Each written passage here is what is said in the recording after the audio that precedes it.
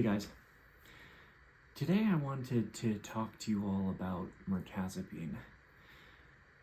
As a psychiatrist, mirtazapine crops up frequently in my day-to-day practice. Mirtazapine does a lot of things, but the thing that I wanted to focus most on today is using mirtazapine for insomnia. Mirtazapine is an atypical antidepressant. It's not an SSRI, so it does not block the presynaptic serotonin transporter or reuptake pump, as it is called. SSRIs will block the pump that sucks up extra serotonin before it's able to bind to its constituent postsynaptic receptors. So mirtazapine does not do that, so it has a totally different side effect profile, and it has its own unique benefits of not being an SSRI. So instead of blocking the serotonin pump, mirtazapine will interact with various serotonin and alpha receptors. It's also a very, very potent histamine 1 receptor blocker, so it's a very potent antihistamine. If you actually go to Wikipedia for all of the antidepressants, you can go down to these tables in the pharmacodynamics section of each antidepressant. All of the antidepressants should have a pharmacokinetic section down below, and you'll see this chart for binding affinities. So psychiatric medications strongly depend on stimulating or blocking different neurotransmitter receptors. So when you stimulate a receptor, that's called agonizing or agonism, and when you block a receptor, that's called antagonism. And if you go down to the Wikipedia page for mirtazapine and you go to the binding affinity chart and you go down to H1, which stands for the histamine 1 receptor, its binding affinity, or Ki, is under 1. It's close to 0. This is the most potent antihistamine or H1 blocker that I have ever found. There might be others, but within the world of psychiatry, mirtazapine kind of wins when it comes to blocking the action of the histamine 1 receptor. So what does this actually mean? Why am I talking about all of this nerdy stuff? So there's various ways to put your brain to sleep. Messing with certain serotonin receptors can make people sleepy and stay asleep. Blocking the action of norepinephrine can put you to sleep. Stimulating GABA A receptors like the Z drugs, like Ambien and Lunesta, those can put you to sleep.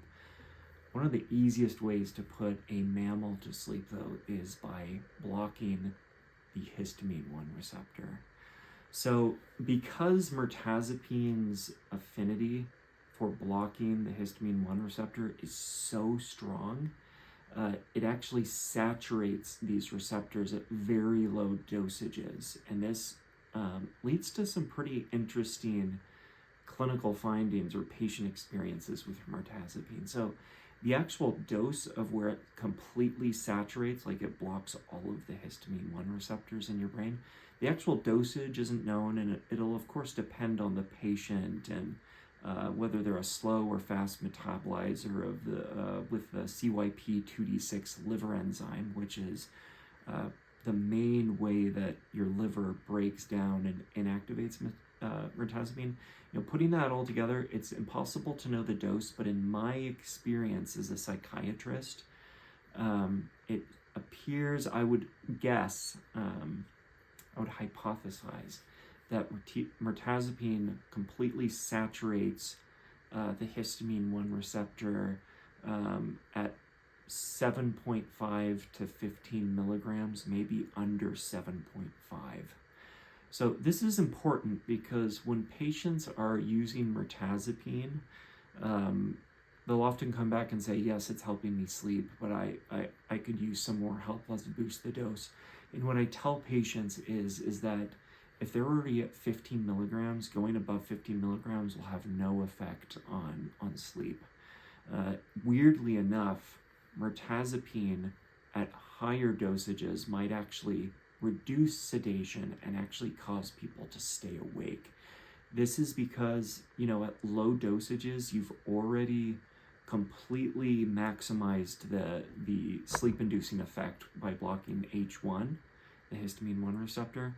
But at higher dosages, mirtazapine starts stimulating different alpha receptors in your brain in a way that seriously jacks up norepinephrine, also known as noradrenaline. So norepinephrine is kind of a cousin molecule to epinephrine or adrenaline. So as you can imagine, boosting norepinephrine actually causes physiological arousal. It actually wakes people up. It makes people alert and focused.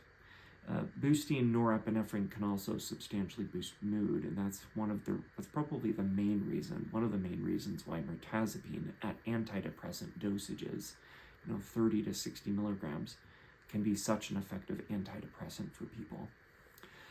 So yeah, if you want mirtazapine to help you with sleep, between 3.25 and 15 milligrams is where you're going to get the benefit.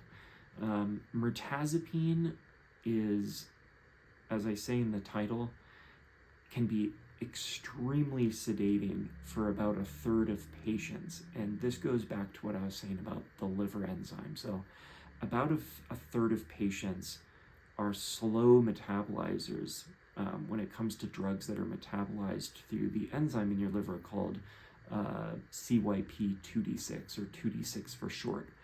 So for about a third of patients, mirtazapine is too sedating. And, a single 30 milligram pill might make one of these patients tired for 2 or 3 days on a single pill. So regardless, though, just in general, I find mirtazapine to be substantially more sedating for patients than, let's say, trazodone, and definitely things like melatonin or other over-the-counter meds. So mirtazapine for me is my second favorite sleep medicine drug to give to patients. My number one is trazodone. You can see my other trazodone videos if you'd like. Mirtazapine, though, is very powerful, and it can work really well to not only help people fall asleep, but stay asleep.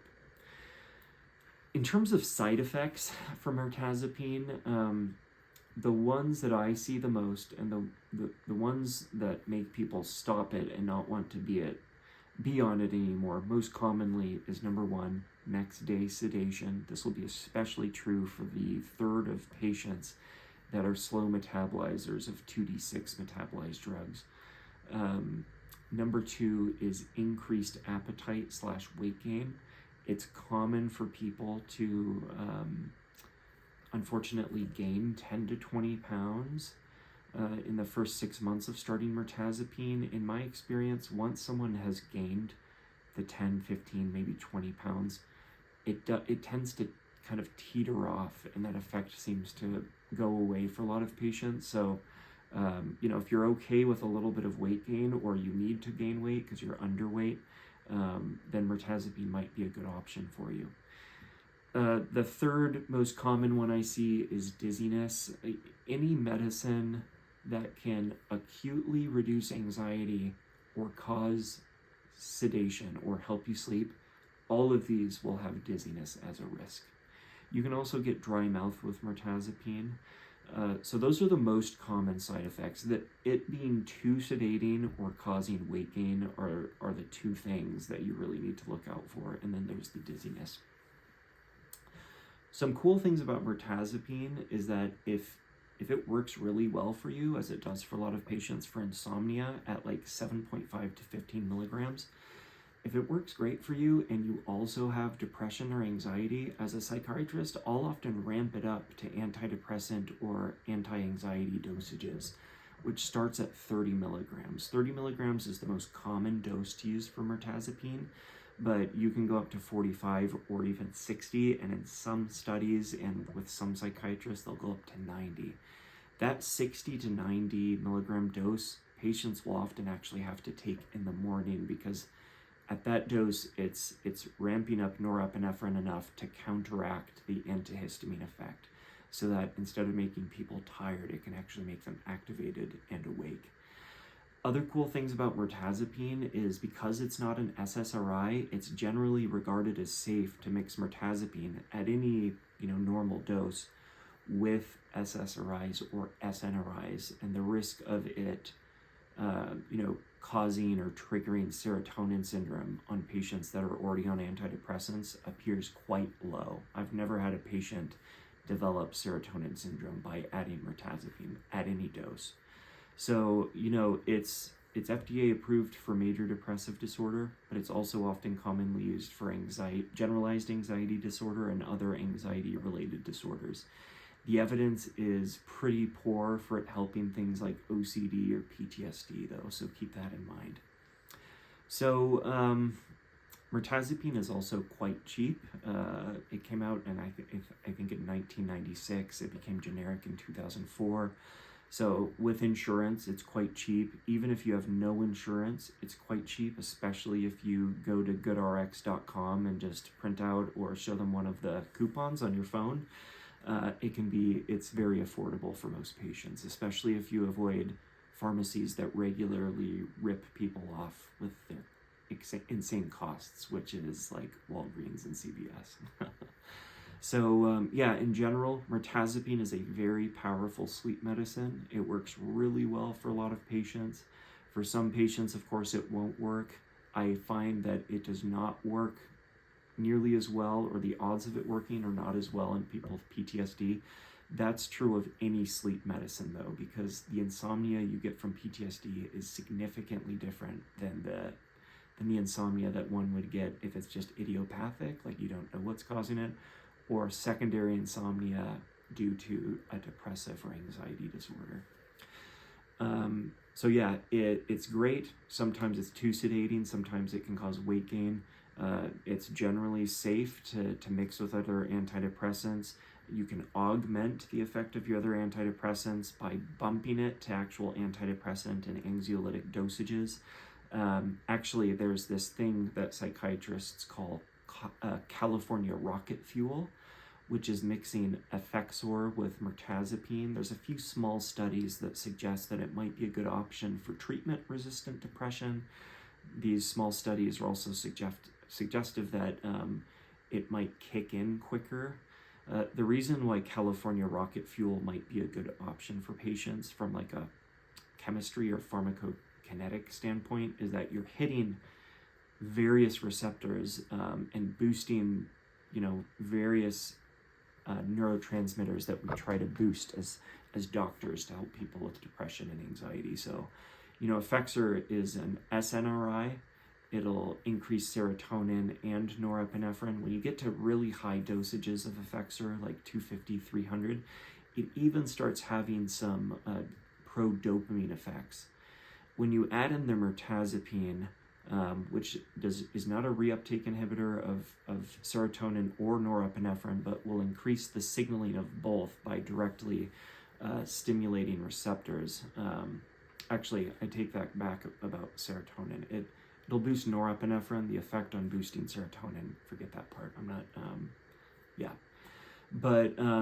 so when you mix Effexor with mirtazapine, you get a very potent noradrenergic effect. So it's boosting norepinephrine signaling substantially. It's modulating different serotonin receptors. The reason why I took back the serotonin part is because it's actually pretty complicated what it does with serotonin with mirtazapine. It's doing different things to different subtypes of serotonin receptors. So with that combination, you're boosting the signaling of serotonin, norepinephrine, and if the Effexor is high enough, you're boosting dopamine as well. So I've had some good success combining those and prescribing California rocket fuel. The last thing I'll say about mirtazapine, just in a general sense, not for sleep specifically, is that there's evidence that mirtazapine kicks in for depressive disorders earlier than SSRIs. SSRIs can take 6 to 8 weeks to fully kick in.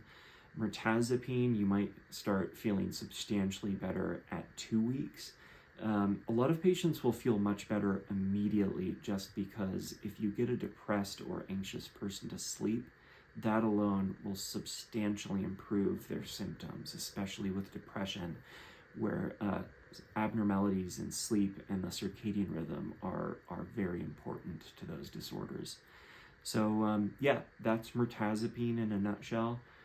Again, it is my second favorite drug for patients that need help with sleep. I'll try trazodone first usually. If that doesn't work, I'll switch to mirtazapine. I'll very occasionally actually combine the two. But yeah, if you have any questions, send me some comments. I'd be happy to answer them.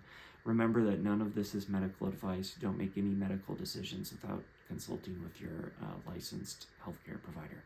All right, it was good to talk with you all. I'll see you later.